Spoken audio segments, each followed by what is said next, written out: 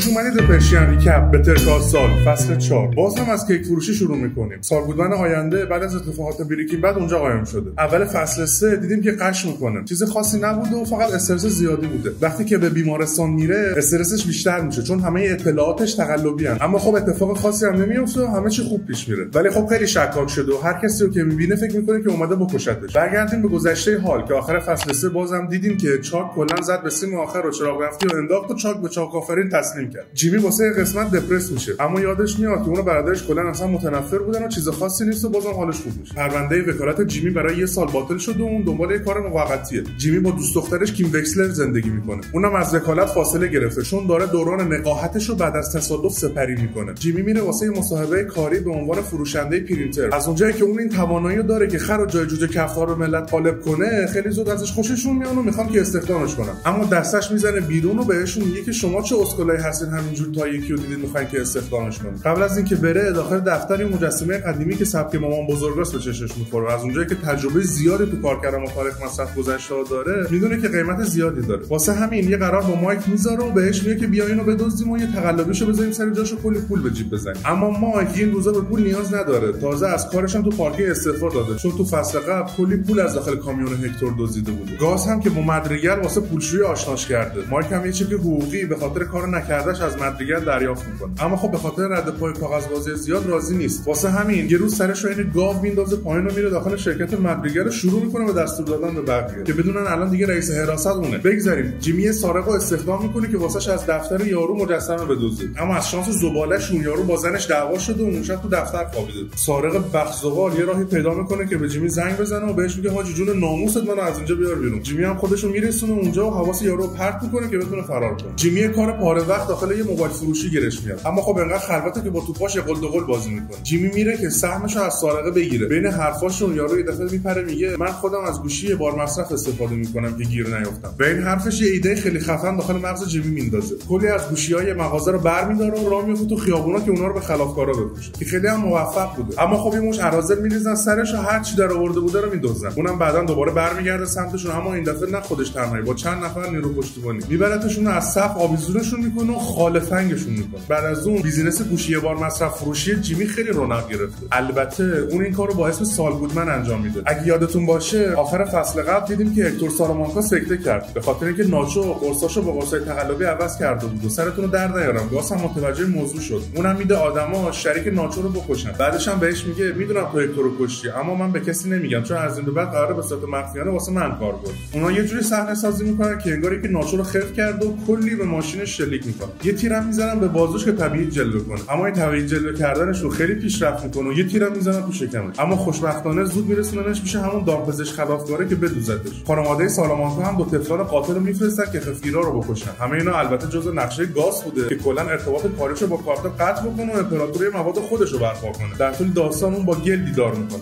همون شیمیدان بدبخت بخزوقال اسکول داخل بریکینگ بد و بهش میگه حاجی تو باید واسه من شیشه درست کنی. فعلا نه ولی قطعا. اول اون یه مهندس از آلمان میاره که زیر ساختمان خوشرویش یه آزمایشگاه راه بندازه. اون مایک رو مسئول عملیات میکنه و واسه کارگرای آلمانی یه شرکت کامل میسازه که تو طول پروژه اونجا زندگی کنن و برای اینکه کاملا همه چی مخفی بمونه تا پایان عملیات هیچکس حق خروج از اونجا رو نداره. این روزا زندگی ناچو خیلی داره خوب پیش میره چون دیگه نه توپای در کار و نه هکتور. بالاخره میتونه که کاسبیشو بدون دخالت‌های سالامانکای احمق درست پیش ببره. اما چیزی نمیگذره که یه سالامانکای دیگه هم سر و کله‌اش پیدا میشه به اسم لالو که خیلی شخصیت جذاب و به ظاهر مهربونی داره. اما خب در اصل مثل بقیه سالامانکای روانیه که بیا ببین اصلا توکو باید بیا جلوش لنگ بندازه. میره ملاقات عموش هکتور رو واسش زنگوله میبره. همون زنگوله معروف که هکتور تا آخر بریکینگ بد انگشتش میکنه و کلا دیگه هکتور رو داخل همین حالت میبینیم. دکترها ازش قطع امید کرده بودن اما خب گاس متخصص میاره که باهاش تمرین کنه و یکم هوشیارش کنه. اما نه به خاطر اینکه خوشش میاد از چشم ابروش بلکه چون انقدر ازش متنفره که میخواد وقتی داره ازش انتقام بگیره کاملا حواسش باشه. برگردیم به جیمی. یه روز پلیس سر و کله‌اش پیدا میشه و میخواد که در دکونش رو تخته کنه و جیمی هم داره متقاعدش میکنه که هیچ کار خلافی نکرده که یهو هیول همون یارو بادیگاردش تو بریکینگ بد سر میرسه و بیخبر از اینکه اون پلیس با ساندویچ میزنه تو سرش که خب البته این کار جرم و هیول باید بره دادگاه. کیم هم بالاخره به کارش برگشت و تنها مشتریش که بانک میساورده است الان به خاطر اینکه میخواد یه شعبه دیگه داخل ایالت دیگه درست بکنه به کمک قانونی 24 ساعتش نیاز داره. کیم اما راضی نیست که فقط کارهای بانکو انجام بده و واسه همین وکالت‌های عمومی هم کنارش ادامه میده. میساورده اما از این موضوع خوشحال نیست و میگه که باید همه تمرکز تو بانک باشه. کیم هم میره سمت همون دپارتمان خفنی که فصل قبلی خواستن استخدامش کنن بهشون میگه که من فکرامو کردم و پرونده میساورده رو نمیتونم تنهایی انجام بدم و بیاین با هم جلوش ببریم. جیمی از این موضوع خوشحال نیست. اون رویاش این بوده که وقتی دوباره مجوز وکالتش آزاد بشه اونو کیم با هم یه دفتر وکالت بزنن. جیمی میره پیشش که ازش واسه هیول کمک بگیره. اونم میگه ناموسن داشتی پشت یه موبایل یه بار مصرف میفروختی. یکم ازش ناامید میشه اما خب قبول میکنه که به هیول کمک کنه. اما DEA یا همون پلیس مبارزه با مواد مخدر ولکن نیستن و کیم به جیمی میگه که یه فکری دارم اما همچین غیر قانونیه. یکم جیمی هم میره به یه سفر طولانی با اتوبوس شروع میکنه به نوشتن صدها نامه که از طرف یه شهر کوچیک تو لوئیزیانا واسه DEA فرستاده شده که تو اون نامه ها هم نوشته شده بوده هیول رو آزاد کنید تو رو خدا. اون یه قهرمان محلیه. DEA شروع میکنه به تحقیق. جیمی هم یه کوه موبایل آماده کرده و هر کدوم از موبایل‌ها رو با یه لهجه و داستان مختلف جواب میده که هیول خیلی خفنه و از آتش سوزی و اینا نجاتمون داده. DEA هم که نمیخواد پای رسانه‌ها باز بشه پرونده رو کلا میبنده. جیمی حالا میترسه که کیم خیلی از دستش واسه این موضوع ناراحت شده باشه اما خب برعکسش میشه و یه پافوپی فریز خودمونی کوچیک تو راپله میرن. میساورده میخواد که نقشه یکی از شعبه‌هاش که تاییدم شده عوض بکنه که امکانش نیست و خیلی کار غیر ممکنیه اما خب کیم یه فکرای ناجوری تو سرش داره. اون میره شهرداری و یه داستان میبافه راجع به اینکه یه مادر تناس رو فقط میخواد که چک کنه ببینه نقشه‌ها به هم میخورن که مهرشون کنن یا نه. مسئول اونجا هم این اجازه رو بهش میده اما یهو جیمی که نقش برادر دست پا چلفتی رو بازی میکنه میرسه و انگار بچه رو تو ماشین جا گذاشته. اونا میرن دنبالش و بله شیرو میذاره رو